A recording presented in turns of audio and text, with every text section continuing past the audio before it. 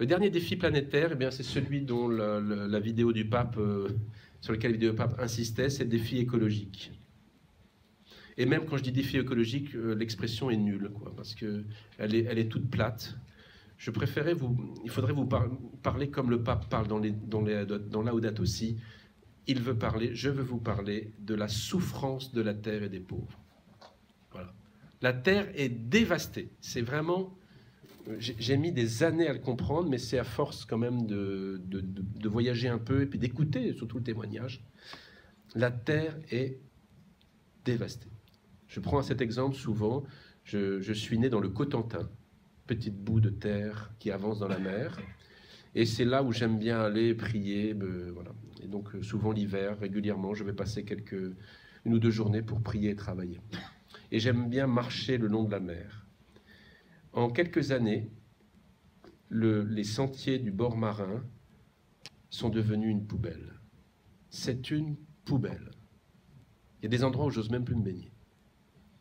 Et encore, les gens du coin travaillent, il y a des associations, on bosse, mais vous savez, il y a 2/3 du trafic maritime qui passe le rail qui est entre nous et l'Angleterre. 2/3 et avec beaucoup de rejets, c'est vraiment incroyable. Je vous rappelle, parce qu'il faut en faire le diagnostic, que les 3 grands marqueurs de cette dévastation de la Terre, dont les plus pauvres sont ceux qui sont les premiers à en souffrir durablement, les 3 grands marqueurs sont d'une part le dérèglement du climat. Le deuxième marqueur, c'est l'affaissement de la biodiversité. D'abord, c'est l'affaissement des espèces et ensuite l'affaissement de la biodiversité et des écosystèmes. C'est peut-être d'ailleurs la catastrophe la plus lourde, en fait, qui est derrière tout ça. Et enfin, c'est l'épuisement des ressources et leur pollution à grande échelle. Si je veux essayer de dire la chose suivante, nous habitons une maison commune, pour parler comme François, qui est en cours d'appauvrissement très rapide et où la vie des hommes, c'est-à-dire des individus comme des peuples, où la vie des hommes va devenir très difficile. On se moquait de moi quand, dans certains enseignements ou conférences, je dis nous allons devoir apprendre à vivre au milieu des ruines. Alors on se fout de moi quand je raconte ça, mais je ne sais pas, vous avez vu les images de ce qui s'est passé à Saint-Martin et à Saint-Barthélemy. Ces hommes sont en train d'apprendre à vivre au milieu des ruines. D'ailleurs, des journalistes ou des penseurs se demandent si on ne va pas devoir abandonner certaines îles dans les Antilles. Je ne dis pas ça du tout pour affoler qui que ce soit, c'est une réalité. Et tout le travail de la conversion écologique dont je vais vous parler, c'est pour pouvoir habiter humainement ces nouveaux espaces qui sont très abîmés, vous voyez. Nous avons gagné en habitabilité de la Terre à partir de certaines époques, et maintenant nous sommes en train de perdre progressivement des pans entiers des zones de la Terre où des civilisations s'étaient développées et qui vont devoir quitter progressivement les lieux où ils habitaient. On ne peut pas penser que ça ne va pas avoir un retentissement, parce que nous, on est encore à peu près à l'abri, quoi. Il se trouve que Dieu nous a placés au bout de l'Europe, là, occidentale, dans un endroit encore assez sympathique. Vous voyez, moi, je passe mes vacances dans le Cotentin, 2 degrés de plus, je trouve que c'est plutôt pas mal. Enfin, 2 degrés de plus dans d'autres régions du monde, c'est tout simplement la fin de la vie possible, etc. Bon. Alors, je ne sais pas comment, pour terminer, vous voyez, essayer de vous faire... Je ne sais pas comment vous pouvez aborder cela dans votre synode, mais c'était très très beau, hein, vraiment. Il faudrait regarder encore ce clip. Hein. C'est une action d'évangélisation qu'on nous a montrée. Ce n'est pas une symbole de l'évangélisation qu'on nous a montrée. Ces jeunes qui sont sortis de l'église et qui sont allés enlever la merde du ruisseau ou les cochonneries du ruisseau, puis qui donnent une eau potable au grand-père qui est probablement assoiffé. Pourquoi ce n'est pas un acte d'évangélisation en soi qu'une paroisse sorte et puis aille nettoyer un ruisseau parce qu'il est dégueulasse, etc. Pour moi, c'est un acte d'évangélisation, etc., etc. Alors c'est un acte, il y en a plein d'autres. Donc les papes, là aussi, c'est pas que une spécialité du pape François. Depuis Pie XI ou Pie XII, beaucoup à partir de Paul VI, les papes nous disent que devant ce désastre annoncé, cette catastrophe qui arrive, cette dévastation de la terre, nous avons à promouvoir, nous chrétiens, un changement, une conversion dans les modes de transport, de consommation, de nourriture, etc., etc. Alors, qu'est-ce que nous faisons? Parce que, alors je me trompe peut-être, mais à mes yeux, en France, dans ce que je vois de l'Église de France, c'est souvent là où nous avons beaucoup de retard, en fait. Dans d'autres églises, au Brésil, etc., parce qu'évidemment, ils sont beaucoup plus impactés que nous. C'est pas un hasard si c'est un pape argentin qui a une parole aussi lyrique et aussi puissante sur ces questions-là, parce qu'il l'a vu, quoi, de ses yeux vus. Alors, il faudrait que vous puissiez vraiment réfléchir et discerner ce que Dieu vous donne, au fond, pour cette conversion, ce qu'il vous a déjà donné et ce dont vous êtes les héritiers, puis ce qu'il veut vous donner à l'avenir. Parce que là, c'est tellement lié à des terres. Je voudrais simplement m'arrêter sur un point. C'est que, vous voyez, cette crise écologique, elle a une racine humaine, nous dit le pape. C'est le chapitre 3 de Laudato Si, la racine humaine de la crise écologique. Et où il nous dit, attention, il ne faut pas traiter simplement les symptômes, mais il faut traiter aussi la cause humaine et spirituelle de cette dévastation. Et pour lui, vous allez voir le travail, pour lui, la racine humaine, c'est ce qu'il appelle l'extension globale, la globalisation d'un paradigme, c'est-à-dire d'un mode de pensée, en fait, qui nous vient des sciences et des techniques. Dit encore autrement, les sciences et les techniques ont leur méthode. Moi, je suis un scientifique, je pourrais en parler longuement, mais si nous prenons les méthodes de la science et les buts de la science et que nous les étendons à toute la vie, eh bien, nous sommes en train alors de vouloir maîtriser la vie et nous la détruisons. C'est qu'en fait, la racine de cette crise, de cette dévastation, se trouve en nous. C'est-à-dire dans nos catégories mentales, dans nos façons de penser, et aussi dans notre sensibilité.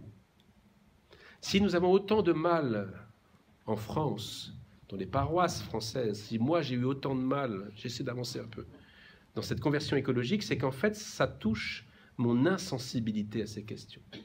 Un jour, je raconte tout ça à un groupe de jeunes couples, là, et puis il y a un gars d'une 35 ans là, qui lève la main et qui dit « Mais vous avez raison, en fait, sur la sensibilité. » Il dit « Vous voyez, moi, quand je parle mal à ma femme, que j'engueule mes enfants alors que je devrais peut-être les parler autrement, quand je brûle un feu, quand je ne sais pas quoi, je resquille un peu dans le métro, à chaque fois, je suis sensible que voilà, j'ai fait quelque chose qui n'est pas juste. » Je rentre du tennis, je prends une demi-heure, une douche chaude, je ne ressens rien. Je n'ai pas conscience, je ne ressens pas qu'il y a un désordre, etc., etc. Donc, vous voyez, c'est d'une chose aussi profonde qu'une sensibilité qui n'est pas ajustée, d'une insensibilité, il faudrait dire, c'est de cette chose-là dont nous devons être délivrés, en fait. Et sans l'Esprit de Dieu, c'est une conversion radicale, sans lui, sans sa présence. Vous voyez, il va nous falloir trouver des voies pour concevoir notre rapport à la terre autrement, pour nous y rapporter autrement. Et je vois bien que dans la toute jeune génération, chez les enfants, des adolescents, l'esprit fait naître des choses auxquelles nous sommes très très sensibles. Le pape François nous donne comme exemple pour cette conversion-là, pour ce défi-là, Saint François d'Assise. C'est mettre quand même la barre assez haut, hein. Puisque vous savez que Saint François, ses compagnons nous le disent, Saint Bonaventure nous raconte qu'il considérait toute chose créée, une herbe, un loup, un arbre, un cours d'eau, comme son frère ou sa sœur. Vous voyez, nous aurons vécu cette conversion évangélique et écologique lorsque nous pourrons concevoir le rapport que nous entretenons avec les êtres de la terre comme des rapports fraternels. Waouh!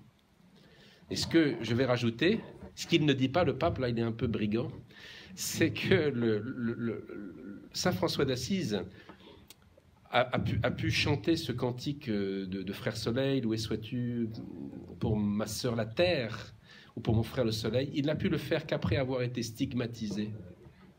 Donc faire une rencontre avec le Christ incroyable, Donc une souffrance aussi avec le Christ, et après avoir perdu la vue. On a essayé de le soigner avec des brandons de feu, je ne vous dis pas ce que ça a dû être, et il est devenu complètement aveugle dans les 2 dernières années de sa vie. Un moment où d'ailleurs où il perd certains sens de la création, qu'il le retrouve tout à fait différemment. Je ne crois pas que nous soyons tous ici appelés à être un jour stigmatisés, sauf si nous le désirons, et que Dieu veut nous le donner. En tout cas, je suis sûr que la conversion de la sensibilité à la création tient à un approfondissement de notre communion à Jésus. Vous voyez, saint François d'Assise, ce n'est pas un doux écologiste ou un rêveur ou un naïf ou un romantique. C'est un homme d'une certaine trempe, avec des colères comme vous et moi, et avec pas mal de choses.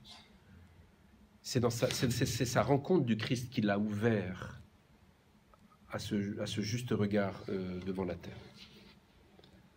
Je termine et je donne une petite conclusion. Il me semble qu'une évangélisation, une nouvelle évangélisation de cette nouvelle société à laquelle nous participons, dont nous sommes des acteurs, elle sera réussie ou non si elle est capable de produire une nouvelle et une meilleure civilisation. Si vous voyez, l'évangélisation est réussie, on la voit à ses fruits civilisationnels. Même si, et c'est subtil, l'établissement d'un meilleur art de vivre, d'une meilleure civilisation n'est pas l'objectif premier. L'objectif premier, c'est vivre du Christ, en témoigner, l'annoncer, le partager. C'est exactement ce qui est arrivé aux moines du XIIe et du XIIIe siècle, qui dans un moment, en fait, on ne se rend pas compte, d'ailleurs c'est le moment où saint François d'Assise, saint Dominique, puis ensuite saint Thomas, saint Bonaventure vont émerger. C'est un moment extraordinaire de la vie de l'humanité, où, vous voyez, un moment où beaucoup de choses s'écroulaient, et en même temps une nouvelle économie émergeait. Ces hommes-là, ces ordres religieux, se sont concentrés à chercher Dieu et à étudier sa parole et à en vivre. Et ce faisant, nous dit Benoît XVI aux Bernardins, ils ont, presque par collatéralité, ils ont créé, sans l'avoir programmé, une nouvelle culture d'études littéraires qui a donné lieu à l'université, etc., puis à toute la civilisation européenne, en fait.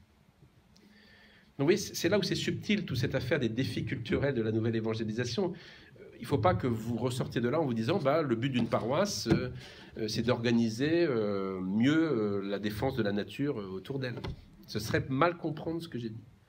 Tout d'abord, il y a des gens autour de nous qui commencent à le faire, qui l'ont fait bien avant que les chrétiens se réveillent. Mais il s'agit d'accompagner en fait ce mouvement qui peut aussi dériver pour y faire resplendir le Christ qui va permettre à tous ces efforts de l'humanité d'atteindre vraiment le fruit qu'ils doivent atteindre. Donc vous voyez, une évangélisation réussie si elle produit, si elle aide, si elle contribue à une meilleure civilisation, mais ce n'est pas l'établissement de cette civilisation qui est notre objectif premier. Je rappelle, pour terminer, les critiques radicales. J'ai commencé cette intervention par les critiques que faisaient les païens du IIe et IIIe siècle aux chrétiens, et je termine par les critiques radicales qui ont été faites au christianisme au XXe siècle. La critique la plus fondamentale, elle a été menée, et c'est ça qui a obsédé le jeune Joseph Ratzinger et d'autres, et Balthazar, etc. C'est une critique, vous allez voir, elle est radicale. C'est de dire comment c'est possible qu'après 20 siècles de christianisme, donc là on n'est plus au IIIe siècle, on est 20 siècles après, ce soit dans des pays qui avaient été évangélisés, qui avaient connu le christianisme, où la plupart des gens étaient baptisés, que c'est dans ces pays où les régimes totalitaires ont été conçus, ont été mis en œuvre et ont réalisé leurs fruits de mort qui se sont étendus sur toute la terre. C'est, par exemple, dans une pièce qui s'appelle l'Opéra de Katsu de Bertolt Brecht, la grande critique qui est faite au christianisme, de dire mais comment c'est possible au début du XXe siècle, face à cette misère et à cette destruction, est-ce que l'évangile a servi à quelque chose? Oui ou non? Et je peux vous dire que Joseph Ratzinger, depuis l'âge de ses 20 et quelques années après-guerre, c'est cette question qu'il a portée dans son travail à la fois pastoral et théologique. Moi, je pense que, en fait, pour répondre à cette objection, nous ne sommes qu'au début du christianisme. Souvent, nous nous présentons comme, et c'est vrai que ce point de vue n'est pas faux non plus, comme héritiers d'une très longue tradition de 2000 ans de christianisme. Et donc, nous pourrions nous présenter comme des gens qui ont des assises solides. Pourquoi pas? Moi, je pense, comme le cardinal Lustiger et comme Jean-Paul II, que nous ne sommes qu'au début du christianisme. C'est-à-dire que nous sommes loin d'avoir épuisé la puissance créatrice et rédemptrice de l'Évangile. Et je pense qu'un des plus grands signes des temps, c'est à partir du moment où le monde vit ce qu'il vit, ce que j'ai essayé de décrire très maladroitement pendant cette intervention, l'Évangile du Christ est la seule espérance pour cette civilisation mondialisée, avec une terre dévastée, etc.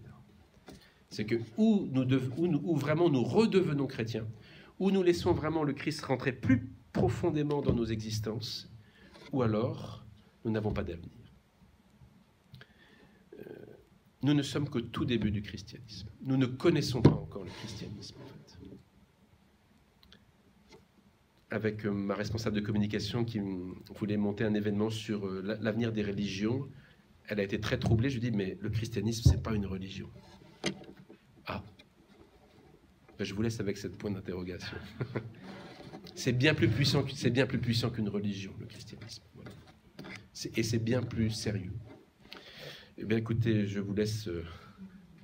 Je crois qu'il y avait un petit temps de questions, mais j'étais un peu en retard. Là, mais voilà. Vous avez un petit temps, je crois, on prend quelques minutes, non? Ou tout de suite des questions? Déjà, on va vous remercier.